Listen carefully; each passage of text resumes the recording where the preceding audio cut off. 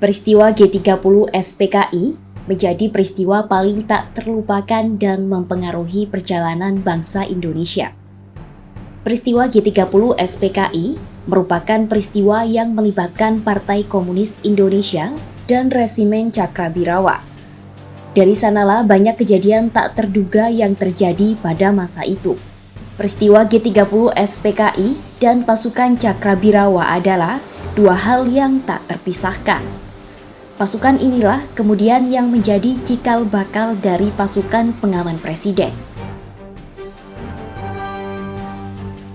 Cakrabirawa ada bermula saat beberapa peristiwa penyerangan terhadap Presiden Soekarno.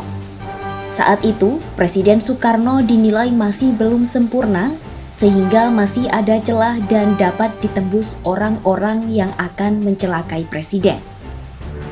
Usai terjadinya percobaan pembunuhan Soekarno, Letnan Kolonel CMP Sabur menghadap ke Istana Merdeka dan memberikan laporan bahwa DKP berencana membentuk pasukan pengawal Istana Presiden yang lebih sempurna.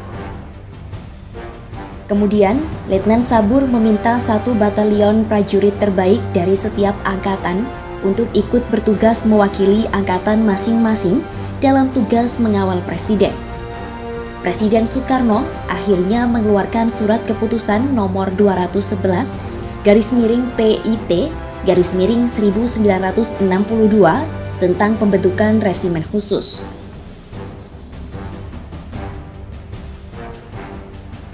Diresmikan Soekarno pada 6 Juli 1963 di Wina, Austria. Pasukan ini berkekuatan 3.000 personil yang berasal dari pasukan yang andal. Nama Cakrabirawa diberikan oleh Presiden Soekarno. Soekarno diketahui sangat menyukai pertunjukan wayang kulit, dari itu pasukan khusus pengawalnya diberikan nama Cakrabirawa. Cakrabirawa merupakan senjata ampuh milik Batara Kresna yang dapat menumpas semua kejahatan di dalam lakon wayang purwa. Pasukan ini diberikan tanggung jawab untuk menjaga keselamatan pribadi Presiden dan keluarga Presiden.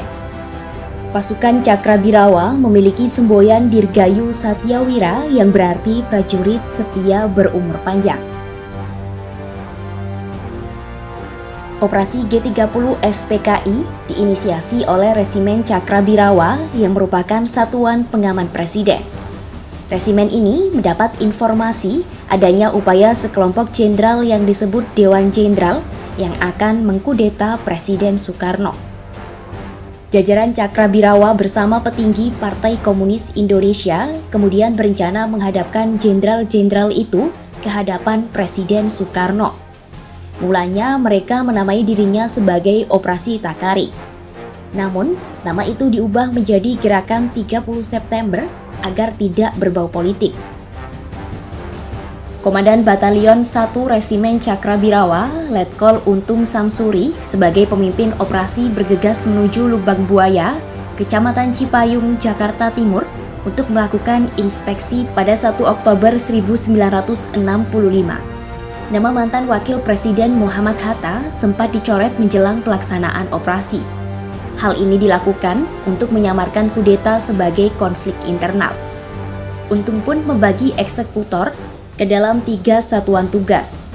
Pertama, Satgas Pasopati yang dipimpin oleh Letnan 1 Infanteri Abdul Arif dari Resimen Cakrabirawa bertugas menangkap 7 jenderal yang jadi sasaran.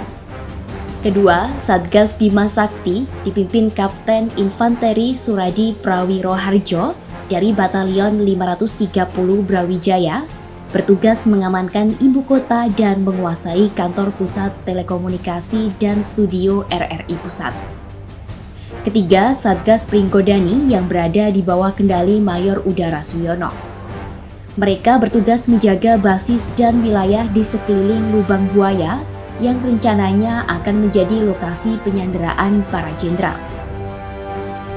Setelah Lubang Buaya dipastikan siap, Untung bersama Kolonel Latif bergerak ke gedung Biro Perusahaan Negara Aerial Survei atau PENAS di Jalan Jakarta Bypass Jakarta Timur. Gedung PENAS itu telah disiapkan untuk memantau jalannya operasi penangkapan para jenderal. Operasi ini direncanakan secara serampangan oleh Letkol Untung. Jumlah pasukan yang datang kurang dari 100 personil yang membuat operasi yang mulanya bertujuan menangkap para jenderal berubah menjadi pembunuhan. Kemudian dini hari 1 Oktober 1965, seluruh pasukan G30 SPKI kembali ke Lubang Buaya. Saat itulah para prajurit menurunkan 4 orang korban penculikan yang terikat dan ditutup matanya, serta 3 mayat. Kondisi itu membuat Wakil Komandan Satgas Pringgodani, Mayor Gatot Sukrisno, kebingungan karena hal itu di luar skenario awal. Selain penculikan dan pembunuhan, Gerakan 30 September juga menduduki kantor berita Radio Republik Indonesia. Siaran Gerakan 30 September pun dilakukan melalui studio RRI. Mereka yang terlibat dilaporkan mengenakan baret dan sapu tangan hijau di sekeliling leher. Kemudian mereka melakukan siaran gelap dan menyatakan membentuk Dewan Revolusi Indonesia. Dalam siaran yang disampaikan, mereka juga mengumumkan penangkapan Dewan Jenderal.